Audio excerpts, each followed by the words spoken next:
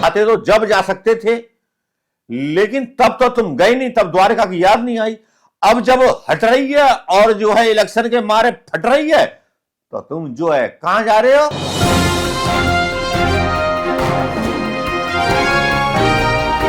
दोस्तों नमस्कार, मैं मनोज कुमार शर्मा एक बार फिर आपके बीच में न्यूज भी लाया हूं, झटका भी लाया हूं भारतीय जनता पार्टी के लिए। और ऐसा झटका कि जो भारतीय जनता पार्टी को होश न लेने देगा, भारतीय जनता पार्टी की वो पोल खोल देगा जिसमें प्रधानमंत्री मोदी नारा देते हैं, बेटी पढ़ाओ बेटी बचाओ। लेकिन भाई दोस्तों नमस्कार, जय हिंद, सलाम वालेकुम और सत श्री अकाल। किसानों जमे रहिएगा। खबर क्या है देखिए, सुप्रीम कोर्ट के डीवाई चंद्रचूड़ से थोड़ी सी आशा जगने लगी है, क्योंकि जब से अब लोकसभा का मोड होता जा रहा है, जजों की जो है नजरें जो है टेढ़ी हो चली हैं। और खासतौर पर हमारे सुप्रीम कोर्ट के सिवाय डीवाई चंद्रचूड़ की जो उन्होंने कल का जो वीडियो था उसको आपने पसंद किया, उसके लिए बहुत बहुत धन्यवाद दोस्तों। लेकिन आज का जो वीडियो है वो डीवाई चंद्रचूड़ से भी जुड़ा हुआ है। आज का वीडियो एक ऐसे एक्वामैन से जुड़ा हुआ है। एक्वामैन फिल्म बनी होगी, वो देखी होगी कुछ लोगों ने, शायद नहीं देखी होगी, इंग्लिश मूवी है। दूसरा हुआ है कि एक्वामैन एंड लॉस्ट बर्ड, ये तो लॉस्ट बर्ड वाला एक एक्वामैन भी हम दिखाएंगे, देसी अवतार दिखाएंगे। और तीसरी खबर डालेंगे हम ऐसी जिसके बारे में आपने शायद सोचा भी नहीं होगा। लेकिन चलिए शुरुआत करते हैं, एक्वामैन से नहीं करेंगे, किसी तीसरी खबर से नहीं करेंगे, शुरुआत करेंगे सुप्रीम कोर्ट के डीवाई चंद्रचूड़ के उस फैसले से जिसको किसी मीडिया ने नहीं दिखाया, किसी मीडिया ने उस पर सवाल नहीं पूछा, किसी मीडिया ने उस पर किसी का गरेबान, किसी मंत्री का नहीं पकड़ा। देखिए ना कितना कायर मीडिया है, जिसके बारे में कुरियन साहब जज, सुप्रीम कोर्ट के रिटायर्ड जज बोल रहे थे कि मीडिया जो है ध्वस्त हो चुका है, जिसके बारे में साक्षी ने भी बोला है, ध्रुव राठी ने भी बोला है, सबने बोला है। ध्रुव राठी के ऊपर भी वीडियो आएगा। लेकिन यहां पर एक जो फैसला आता है, लगता है कि एक तरह से सुप्रीम कोर्ट के डीवाई चंद्रचूड़ जो चीफ जस्टिस ऑफ इंडिया है, वो धमका रहे हैं पूरी की पूरी सरकार को।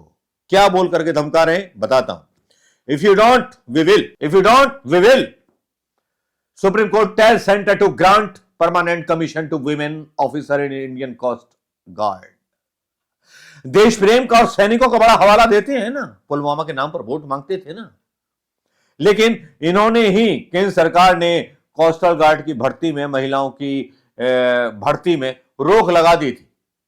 आज जब याचिका सुप्रीम कोर्ट में गई तो तार तार और मतलब बेइज्जत होकर निकले सरकार के वो जो हैं जिनको सरकार बहुत पैसे देती है। भाई अटॉर्नी जनरल बड़े बेइज्जत होकर निकले। इस फैसले में डीवाई चंद्रचूड़ ने क्या कहा, इंग्लिश में पहले पढ़ के बताऊंगा, फिर हिंदी में भी आपको बता दूंगा। Women can not be left out, औरतें बाहर नहीं होनी चाहिए। Chief Justice of India Chandrachud said Monday, आज के दिन ही कहा कि while asking the central government to ensure the eligible women officer get permanent commission in the Indian Coast Guard. He further said that if the government does not do so, the Supreme Court will take the necessary steps. All these functionally extra etc. Argument does not hold water in year 2024.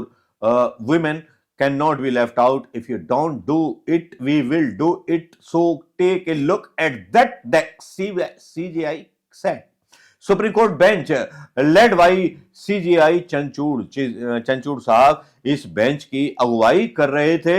उन्होंने बोला कि भाई ये plea सुन ली, प्रियंका त्यागी की जो थी वो थी, क्या कहते हैं, प्लिया थी, a women officer in the Coast Guard who was seeking permanent commission to eligible women short service commission officer of the force।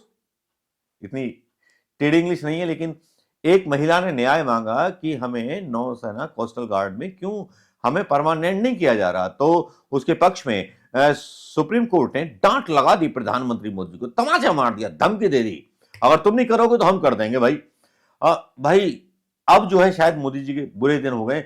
Justice B Pardiwala and Manoj Mishra भी उनके साथ थे इस बेंच के, which took note of submissions by attorney general and Venkataramani that there were some functional and operational difficulties in granting a permanent commission, जो बोल रहे थे इस कमीशन पे। डिवाइस चंचूड़ बार बार बोल रहे हैं, कल बंगाल से बोला, आज यहां सीधे सीधे सख्त हो गए। क्या इसके बारे में मीडिया ने दिखाया? मीडिया दिखा रहा है कि मोदी जी कैसे जीतेंगे। लेकिन देखिए, ये खबर हुई, लेकिन देखिए मतलब इलेक्शन जीतने के लिए क्या क्या किया जा रहा है। अब Aquaman, the lost of world, प्रधानमंत्री मोदी भाई एवरेस्ट पे जाते, पैदल चढ़ते, झंडा गाड़ के आते, पैदल जाते तो है ना, अपने खर्चे पे झंडा गाड़ के आते तो बढ़िया बात होती। प्रधानमंत्री मोदी जी राहुल गांधी की स्किल से इतना प्रभावित हो गए कि समुद्र के नीचे जा रहे थे एक्वामैन बन के, 6 लोग फोटोग्राफर्स, मतलब जो फोटोग्राफी कर सके, और उनके साथ वो ले जा रहे थे मोर पंख। भाई क्या गजब बात थी प्रधानमंत्री मोदी जी की, मजा आ गया देख करके यार ये ड्रामा। ऐसा प्रधानमंत्री मैंने कभी नहीं देखा भाई, जो अपनी उपलब्धियों के बारे में बात ना करे, मोर पंख के बारे में बात कर रहा है, क्योंकि उसको पता है कि उसने बहुत सारे पाप किए, बहुत सारे लोगों के साथ बहुत सारे अन्याय किए, तो उसको कुछ स्टंट दिखाना था, कुछ अलग करके दिखाना था। उसने बात की होगी उसके मतलब जो पीआर होगा, मोदी जी हेलो हेलो, एक नया आइडिया आया है, आप जो समुद्र के नीचे जाओ स्कूबा ड्राइविंग करके और द्वारिका के दर्शन करके आओ जो डूब चुकी है। मोदी जी ने भी सोच लिया कि स्कूबा ड्राइविंग करूंगा और मोर पंखी ले जाऊंगा और गाड़ के आऊंगा, तिरंगा नहीं गाड़ूंगा, मोर पंखी गाड़ के आऊंगा। मैं शिव भक्त भी हूं, मैं राम भक्त भी हूं और मैं कृष्ण भक्त भी हूं। मतलब जब से राहुल और यादव साहब मिले, कृष्णवंशी मिले, तब से इतनी घबराहट प्रधानमंत्री मोदी जी की ये स्कूबा ड्राइविंग डाइविंग देखकर तुम सोच रहा कि ऐसा किसी प्रधानमंत्री ने किया? नेहरू जी ने कभी किया? वो तो बात उपलब्धियों की क्या करते थे। चौधरी चरण सिंह ने किया? नहीं यार, वो किसानों की बात क्या करते थे। इंदिरा गांधी ने किया? ना यार, वो बांग्लादेश की बात करती थी। लेकिन यार इस आदमी ने मतलब हर चीज पार कर दी है। इतने जूते पड़ चुके हैं सुप्रीम कोर्ट से, इतने थप्पड़ पड़ चुके हैं, उसके बाद ही भाई मस्त है। और मन की बात पर भी रोक लगा दी गई है, लेकिन बता रहे मन की बात नहीं डाल पाऊंगा, ट्वीट करके बोलते हैं मन की बात नहीं डाल पाऊंगा, और मन की बात जो है अब इलेक्शन के बाद होगी। यानी इलेक्शन की तारीख इनको पहले पता है, चुनाव आयोग ने भी घोषणा नहीं की, लेकिन इनको पता है। वाह मोदी जी वाह। भगवान कृष्ण की द्वारिका के दर्शन करने के लिए आपको साधुवाद। ऐसे दर्शन हर नागरिक को देश के हो पाते तो क्या सौभाग्य होता। इतना पैसा आपने जनता का खर्च किया। आप 17 साल या 15 साल मुख्यमंत्री रहे गुजरात की। चाहते तो जब जा सकते थे, लेकिन तब तो तुम गए नहीं, तब द्वारिका की याद नहीं आई।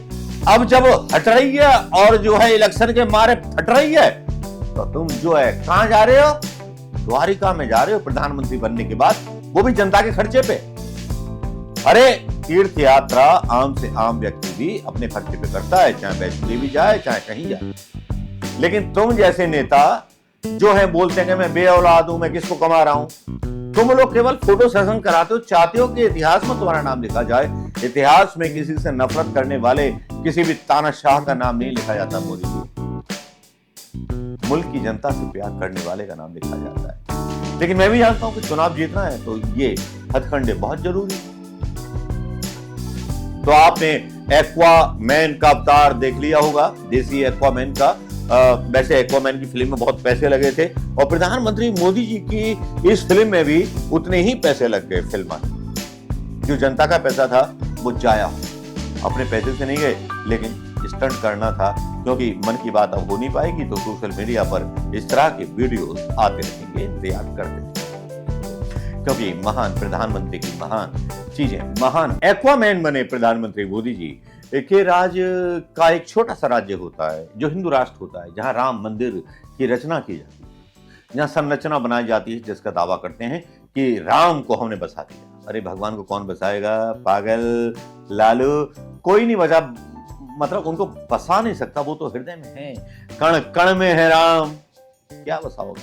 लेकिन उसी उत्तर प्रदेश में जहां दावा किया जाता है पेपर लीक के बारे में, वहां पर होता क्या होता यह है कि वहां कुछ लोगों को दौड़ा दौड़ा करके मारा जा रहा है, छात्रों। प्रधानमंत्री जी एक तरफ चीफ जस्टिस ऑफ इंडिया का निर्णय, दूसरी तरफ यहां एक्वामैन के राज में मतलब प्रधानमंत्री स्टंट कर रहे हैं और जो बोल रहे हैं वो भी सुना होगा। डरे हुए भी मैं भयभीत होके नहीं गया, भक्तिभाव से परिपूर्ण। प्रधानमंत्री मोदी जी का एक ये जो बोलना द्वारिका के दर्शन के दौरान और इसे इतना बड़ा मीडिया इवेंट बना देना जो आज तक किसी ने नहीं किया, मोर पंखी गाड़ करके आना और फिर ये बोलना, मैं मतलब भय से नहीं गया था, मैं श्रद्धा से गया था।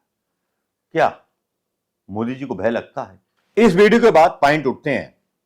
जिस तरह से मन की बात को बंद किया जाता है और बोलते हैं प्रधानमंत्री मोदी जी की मार्च में चुनाव संभवतः हो सकते हैं, इसीलिए मेरे मन की बात बंद हो गई है। इलेक्शन कमीशन के मेरे पास नोटिस आ चुके हैं। इसका मतलब सबसे पहले प्रधानमंत्री मोदी को तारीखों का पता चल जाता है और उसके बाद ही ये सारे स्टंट शुरू हो जाते हैं। और उससे पहले भी एक असम में भी ऐसा एक चुनाव जीतने के लिए, पोलराइजेशन करने के लिए मामला चल निकला है हेमंत बिस्वा शर्मा के नेतृत्व में, जिसमें उन्होंने मुस्लिम कम्युनिटी पर बहुत बड़े आरोप लगाए हैं। मतलब उनका जो अधिकार है, लड़की जो शादी करती थी मुस्लिम कम्युनिटी में, वहां भी लफड़ा कर डाला है, वहां भी जो है इन्होंने गेम खेल दिया है।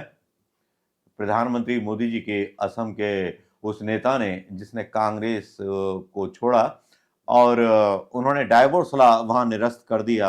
असम सरकार ने निरस्त किया मुस्लिम मैरिज और डाइवोर्स लॉ। क्या जल्द होगा यूसीसी? ये खबर भी इंपॉर्टेंट है क्योंकि प्रधानमंत्री मोदी जी को लगता नहीं है कि वो लोकसभा चुनाव जीत पाएंगे, इसीलिए इस तरह के हथकंडे हताशा में पेले जा रहे हैं। कभी असम सरकार के द्वारा ये बातें बुलवाई जा रही हैं विधानसभा में और हर जगह। तो मुझे लगता है कि प्रधानमंत्री मोदी जी देश में हार चुके हैं। बहुत जल्दी जल्दी बहुत सारी घोषणाओं की मतलब जो है घोषणा होती है, बहुत सारी चीजें और उद्घाटन की जो है एकदम से चुनाव पास आ रहे हैं तो बहुत सारी सूचनाएं जो है मीडिया के द्वारा डाली जाती हैं कि वहां उद्घाटन करेंगे, वहां उद्घाटन करेंगे, वहां उद्घाटन करेंगे। लेकिन कितना अच्छा होता प्रधानमंत्री मोदी जी अगर आपने 135 करोड़ की जनता में से 90 करोड़ हिंदुओं को रोजगार दे दिया होता तो इस तरह से ना तो द्वारिका में डूबना पड़ता, ना इस तरह की बेवकूफी भरी हरकतें उस हिंदुस्तान में करनी पड़ती जिस हिंदुस्तान में हिंदू मुसलमान सिख ईसाई ने मिलकर के अंग्रेजों के पिछवाड़े पर लात मारी थी और इस देश से भगा दिया था। भाई बहनों, एक्वामैन भी देख लिया होगा आपने और सुप्रीम कोर्ट को भी देख लिया होगा। बाकी आप अपनी राय दें, ज्यादा से ज्यादा शेयर करें क्योंकि अभी बात बाकी है, रात बाकी है, अभी तो ईवीएम का तूफान बाकी है। नमस्कार, जय हिंद दोस्तों।